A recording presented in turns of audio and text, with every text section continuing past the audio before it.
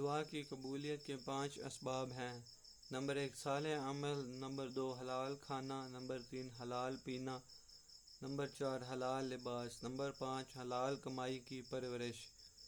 ابو ہریرہ رضی اللہ عنہ سے روایت ہے کہ نبی کریم صلی اللہ علیہ وآلہ وسلم نے فرمایا، بے شک اللہ تعالیٰ پاک ہے اور پاکیزہ چیز ہی قبول کرتا ہے، اور یقیناً اللہ اپنے مومن بندوں کو بھی اسی چیز کا حکم دیا ہے جس کا حکم اپنے رسولوں کو دیا ہے۔ چنانچہ ارشاد باری تعالیٰ ہے، یا ایھا الرسل، اے پیغمبرو حلال چیزوں کھاؤ اور نیک عمل کرو۔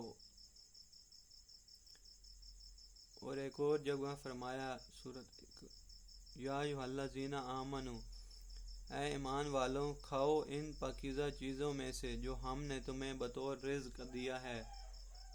سورۃ بقرہ 172۔ پھر آپ صلی اللہ علیہ وآلہ وسلم نے ایک آدمی کا ذکر کیا جو لمبا سفر کرتا ہے، لمبے سفر کی وجہ سے اس کے بال پراگندہ اور غبار آلودہ ہوتے ہیں۔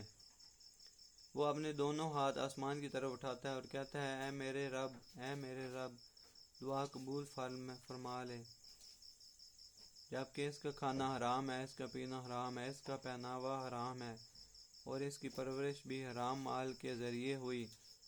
وہ تو بھلا اس کی دعا کیسے قبول کی جائے؟ اللہ تعالیٰ ہر عیب و نقص اور کمزوری سے پاک صاف ہے، اس لیے پاک صاف چیزوں کو قبول فرماتا ہے۔ ناجائز اور حرام مال اس کے ہاں شرف قبولیت حاصل نہیں کر سکتا، اس لیے ناپاک اور حرام مال صدقہ کرنا اپنے آپ سے دھوکہ اور فراڈ ہے، کیونکہ اللہ کو دھوکہ نہیں دیا جا سکتا۔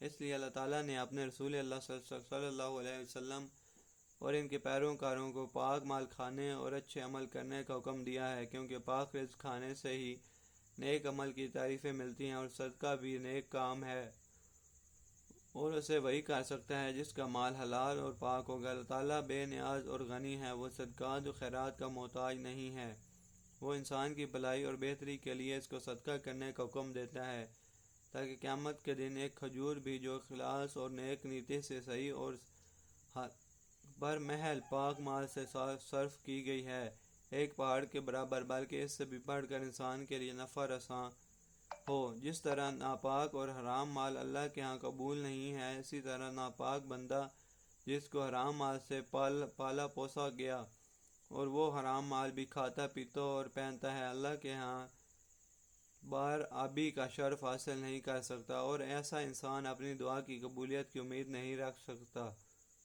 قبولیت دعا کے لیے کمائی کا پاک اور جائز ہونا۔ کمائی کا پاک اور جائز ہونا بنیادی شرط ہے۔ استدراج ڈھیل کی مسلط کے طور پر بظاہر اگر کسی کی دعا قبول کر لی جاتی ہے تو یہ اللہ تعالیٰ کی مرضی ہے جس کا مدار اس کی حکمت پر ہے۔ صحیح مسلم 2346۔